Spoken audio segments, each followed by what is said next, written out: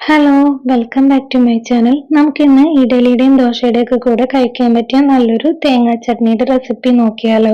അപ്പൊ നമുക്ക് വീഡിയോയിലേക്ക് പോവാം. ഇത് റെഡിയാക്കാനായിട്ട് ഞാനിവിടെ ഒരു മിക്സിയുടെ ചെറിയ ജാർ എടുത്തിട്ടുണ്ട്. അപ്പൊ അതിലേക്ക് 1 കപ്പ് ചെറിയ തേങ്ങ ചേർത്ത് കൊടുക്കുന്നുണ്ട്. ഇനി അതിലേക്ക് ഒരു 3 അല്ലി ചെറിയ ഉള്ളി ചേർത്ത് കൊടുക്കാം. ഇനി ഒരു ചെറിയ പീസ് ഇഞ്ചി കട്ട് ചെയ്തത് ചേർത്ത് കൊടുക്കാം.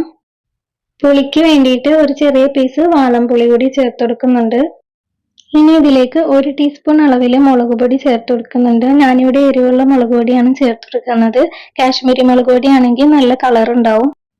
ഇനി ഇതിലേക്ക് 1/2 കപ്പ് വെള്ളം ചേർത്ത് കൊടുക്കാം. ഇനി ഇത് നല്ല പോലെ ഒന്ന് അരച്ചെടുക്കണം. ഇപ്പൊ ഇത് നല്ല പോലെ ഒന്ന് അരച്ചെടുത്തിട്ടുണ്ട്. ഇപ്പൊ ഇത് നല്ല തിക്കായിട്ടാണ് ഉണ്ടാകുക. ഇനി അതിലേക്ക് ഒരു 3/4 കപ്പോളം വെള്ളം കൂടി ചേർത്ത് കൊടുക്കുന്നുണ്ട്. എന്നിട്ട് ഇതൊന്ന് ലൂസാക്കി എടുക്കാം. എന്നിട്ട് ഇതൊന്ന് മാറ്റി വയ്ക്കാം. ഇനി ഇത് റെഡിയാക്കാനായിട്ട് ഞാനിവിടെ ഒരു പാൻ ചൂടാക്കാൻ വെച്ചിട്ടുണ്ട്. അപ്പൊ അതിലേക്ക് 1 ടേബിൾ സ്പൂൺ അളവിൽ വെളിച്ചെണ്ണ ഒഴിച്ചു കൊടുത്തിട്ടുണ്ട്. ഇനി അതൊന്ന് ചൂടായി വന്നു കഴിയുമ്പോൾ അതിലേക്ക് ഒരു 1/2 ടീസ്പൂൺ അളവിൽ കടുക് ഇട്ട് കൊടുക്കാം. ഇനി ആ കടുക് ഒന്ന് പൊട്ടി വന്നു കഴിയുമ്പോൾ അതിലേക്ക് ഒരു 4 5 ചെറിയ ഉള്ളി ചെറുതായിട്ട് കട്ട് ചെയ്ത് ചേർത്ത് കൊടുക്കുന്നുണ്ട്. ഇനി അതിലേക്ക് കുറച്ച് കറിവേപ്പിലയും 2 3 വറ്റൽമുളക് കട്ട് ചെയ്ത് കൂടി ചേർത്ത് കൊടുക്കാം. ഇനി ഉള്ളിയും മുളകും കറിവേപ്പിലയൊക്കെ കൂടി ഒന്ന് മൂപ്പിച്ചെടുക്കണം. ഇപ്പൊ ഉള്ളിയൊക്കെ നല്ല പോലെ മൂത്ത് വന്നിട്ടുണ്ട്. ഇനി നമുക്ക് ഇതിലേക്ക് നേരത്തെ അരച്ചു വെച്ചിട്ടുള്ള ഒരു തേങ്ങയുടെ മിക്സ് ചേർത്ത് കൊടുക്കാം.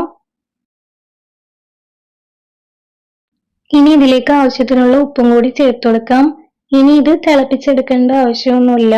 ഇത് ചെറുതായിട്ടൊന്ന് ചൂടായി വരുമ്പോൾ തന്നെ നമുക്ക് ഗ്യാസ് ഓഫ് ചെയ്യാവുന്നതാണ്.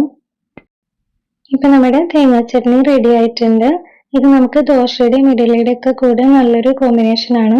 അപ്പൊ ഇതുപോലെ ട്രൈ ചെയ്യാത്തവരാണെന്നുണ്ടെങ്കിൽ ഒന്ന് ട്രൈ ചെയ്ത് നോക്കണേ. എന്റെ വീഡിയോ ഇഷ്ടമാണെങ്കിൽ ലൈക്ക് ചെയ്യാനും പുതിയ വ്യൂവേഴ്സ് ആണെങ്കിൽ സബ്സ്ക്രൈബ് ചെയ്യാനും മറക്കരുത്.